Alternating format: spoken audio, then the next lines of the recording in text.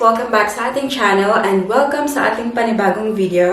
As you can see, nandito tayo ngayon sa bathroom kasi kakalabas ko lang ng shower and I would like to share with you my morning skincare routine. So if you are interested to see, please keep on watching.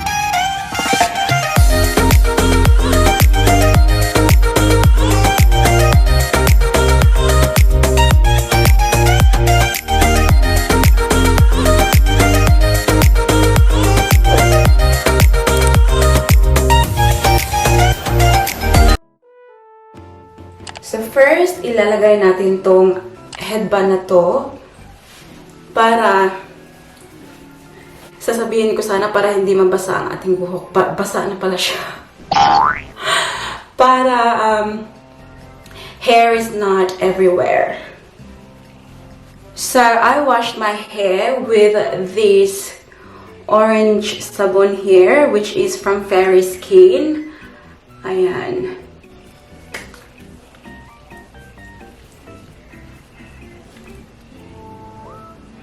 So, once na-apply ko na yung sabon sa face ko, gumagamit ako ng ito. Ito yung Fourier Luna Mini.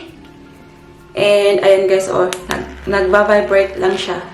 Tapos, ginaganyan-ganyan ko lang siya sa mukha ko.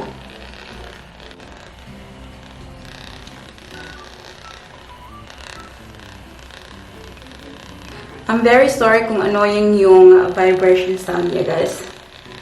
But you know what? Since I started using this one, I actually noticed a difference sa mukha ko, guys. Kasi the vibration thingy, it actually improves the blood flow sa ating mukha. Kaya hindi siya masyadong saggy. Ayan. Yun lang yun, guys. So, i-off ko na yan. And this one is really nice actually kasi, ayan, chargeable siya so hindi siya battery. I love this one. I actually recommend this one. So, after that, we'll just rinse our face. Minsan ginagamit ko rin to siya, guys. Ito yung, ewan ko kung paano basahin to. But, binili ko to siya sa Aldi yata. Ito yung exfoliating scrub cream. Hindi ko to siya ginagamit palagi. Ano lang, maybe once a week pag kailangan kong yung i-exfoliate yung skin ko. Ito yung ginagamit ko. And I am not gonna keep the water running, guys, kasi ayaw kong mabash katulad ni Tita Jinky. Kung hindi nyo pa napanood yung morning skincare routine niya, marami talagang nag-bash sa kanya kasi daw, yung tubig, hinahayaan daw niyang mag-run for so long at sayang daw. Kaya, I'm not doing that mistake. So, pagkatapos kong i-wash ang aking face, I dry it up with a facial tissue. Ayan. I never use cloth para i-dry yung skin ko kasi normally, sa mga face towel and mga cloth na mga ganyan, it absorbs bacteria. So, ayaw mo namang i-transfer yung bacteria sa face mo, kaya I keep in mind na every time i-dry ko yung face ko, I use this facial tissue. Pat-pat lang ng ganon. Kasi we have to be very gentle with our face kasi it's one of the very soft skin sa body natin. So guys, nag-move lang ako dito sa beauty room ko. Dito ko natatapusin yung skincare natin. So, yan, dry na yung face natin. And then, the next product that I use is itong Eskinol na Papaya Smooth White. Ayan, guys. So, malapit na siyang maubos. Ang tagal na nito sa akin. So, with the cotton pads, lagay ko lang ng konti. And then, I just tap it on my skin. So, one thing na I learned over the years, pag nag-apply ka ng mga ganito sa skin mo, make sure na itatap mo lang siya at hindi mo siya parang ganun, i-drag mong ganun. Kasi sabi ko na before, yung skin sa face natin is very soft kumpara sa ibang part ng body natin. Kaya, you have to be very careful. Tapos, dito sa neck.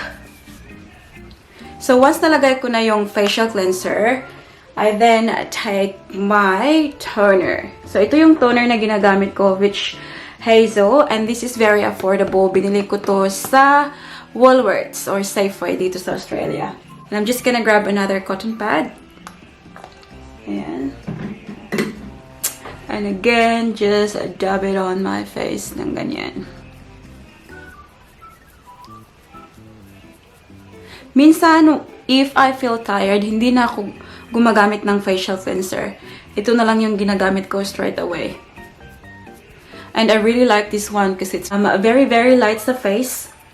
Hindi katulad ng ibang toner na nagamit ko na very, parang may ano siya, parang oil-based siya. But this one, I believe, is water-based. Kaya, very light siya sa mukha.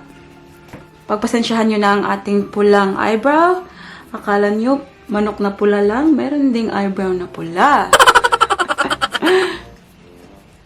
Once we're done with the toner, ang susunod naman is the moisturizer. And the moisturizer that I'm currently using is this one from Olay. Very dirty na siya, oh.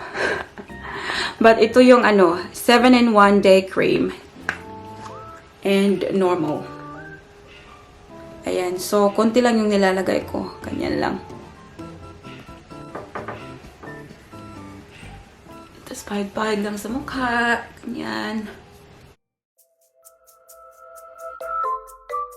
We're just gonna put more sa ating liig kasi our neck needs moisturizing as well. Ayan.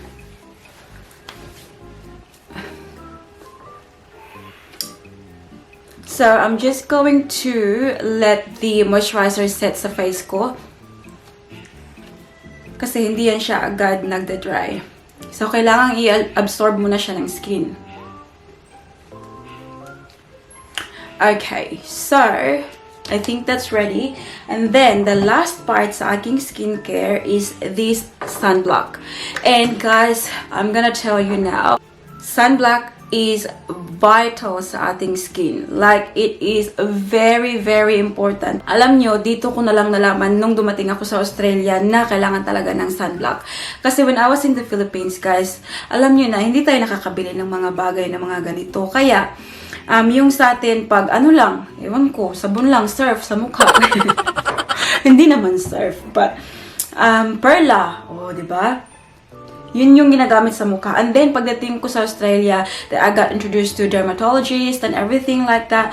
So, yeah, sabi nila, very important talaga yung sunblock. You have to use sunblock kahit nasa loob ka ng bahay. Protect your skin. Kasi tingnan nyo guys, tingnan nyo yung mukha ko guys.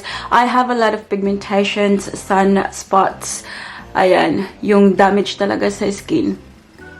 Tingnan nyo. Kasi, when I was in the Philippines, palagi ako naliligo sa dagat, palagi ako naliligo sa ilog, yung ganon. Very, very hot. Tapos, alam nyo guys, wala kaming mga ganito, yung mga sunblock. Kaya, yun yung nangyari. And it's very hard to repair, guys. Kaya, you have to be, you have to know that prevention is better than cure. Use sunblock talaga, guys. And the sunblock that I'm currently using is this one from Maps Lavishly Whitening. Ayan. And it says, Sunblock 125. And again, matagal na to siya sa akin. Binili ko to siya from the Philippines. Pinadeliver ko talaga dito, guys. And that's what it looks like sa loob. Madami pa siyang laman, guys. So. But I just grab a little bit. Tapos dito.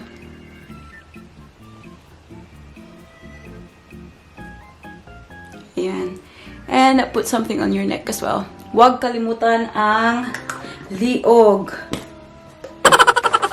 And then, just pat it on your face like that. So again guys, use sunblock kahit nasa loob lang kayo ng bahay. Kahit hindi kayo lumabas, gumamit kayo ng sunblock.